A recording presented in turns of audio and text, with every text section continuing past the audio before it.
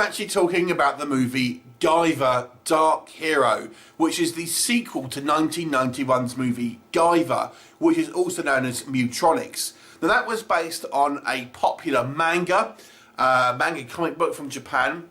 So here we have its sequel, made in 1994. It's actually set a year later than the original kind of Guyver film, obviously made 3 years later.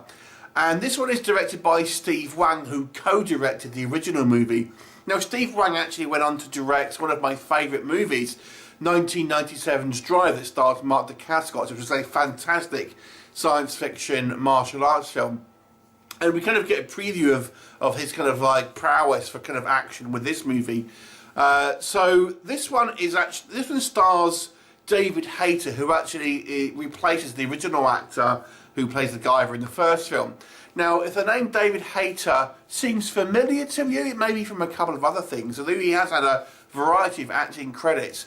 He's probably most known for two other things. Number one being he's a screenwriter, so I believe he wrote the original two X-Men movies, but he's also done a host of voiceover work, in particular with video games, and I think most notably he's known for the voice of Solid Snake in the Metal Gear Solid series, obviously the kind of the Western releases. But here he is, taking over the role as the Guyver from the original movie. Now, the tone of this second film is a little bit different. Apparently, the first movie was critiqued for being too goofy.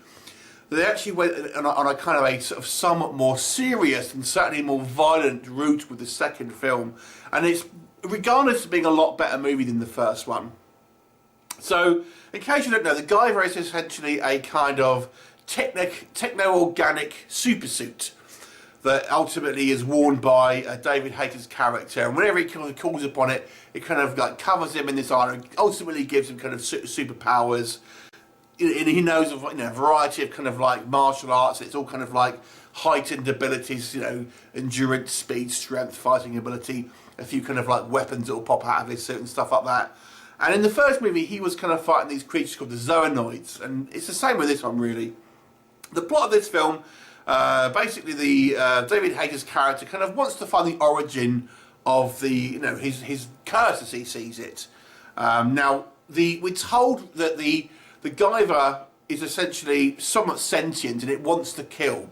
So what he does is kind of tries to use that in a positive manner by becoming like a kind of hero, hence the name Dark Hero, because it's kind of a little bit like Wolverine or something like that. He kind of is a bit more violent than your kind of Superman in the world, etc. Now, I will say this, that kind of is kind of, we're told that, but we really don't see it. I mean, he doesn't appear to be particularly any more violent than any other kind of superhero. He does kill a couple of Zoanoids, but I wouldn't say it kind of really sets him apart from being a particularly brutal Punisher-like superhero.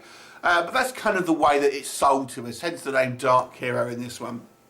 So he gets wind that there may well have been a werewolf attack in this kind of particular area in America, and along with that, he learns that there's some type of archeological dig which may point to evidence of his kind of alien suit and kind of where it comes from. So he kind of goes there and blags his way into the kind of the archaeological dig sites, and lo and behold, he discovers that there may well be an alien spacecraft buried underground, and the evil Zoanoids are kind of there as well, kind of want it for themselves, and ultimately there becomes your conflict.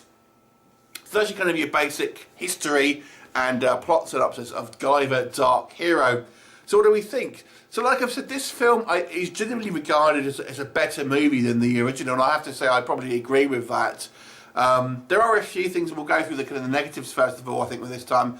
There are a few things that I feel still let it down. The soundtrack, for example, is awful. The soundtrack is so distractingly bad. Unfortunately, it does take away a little bit from some of the action sequences, because it's just so seemingly out of place. So the soundtrack really isn't very good. There are a few kind of like ropey plot holes here. I mean, the kind of how easily he kind of gets into the dig site and stuff like that seems a little bit kind of unbelievable.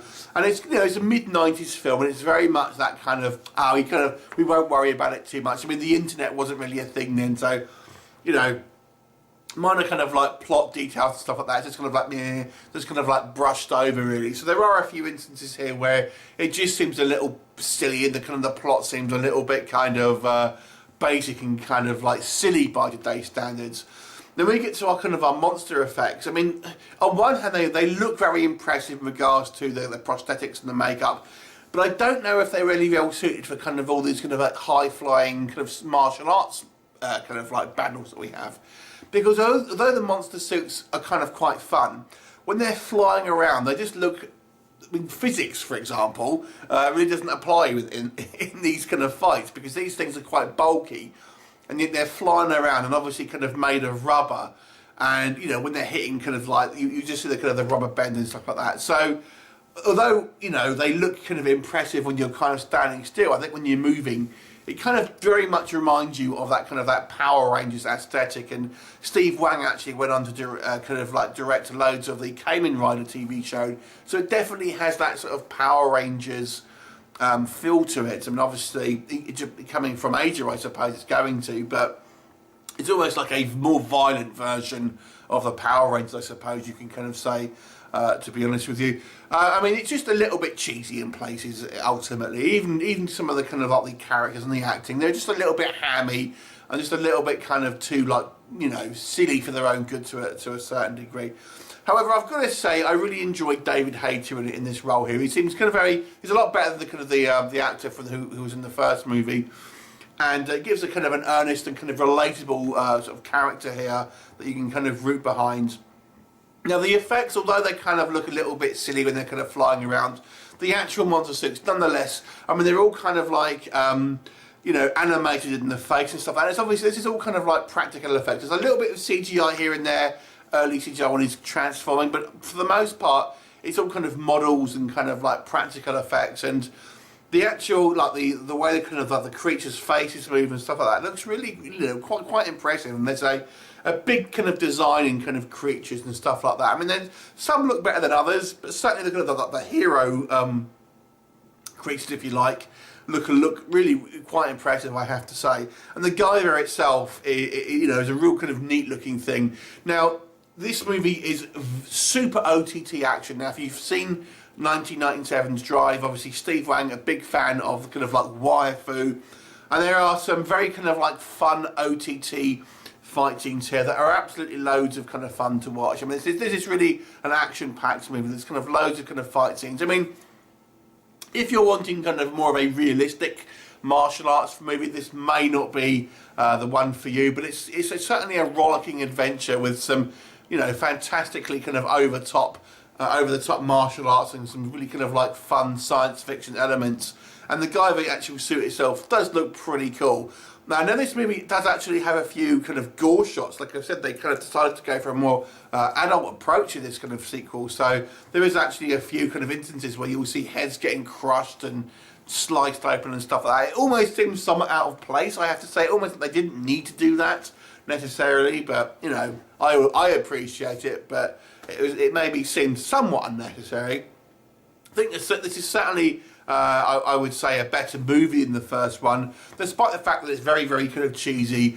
I think if you like it for what it is, a mid-90s kind of like, you know, science fiction kind of B-movie, it's certainly enjoyable for those kind of, those wanting that kind of thing. So I'll actually give this one a 7 out of 10.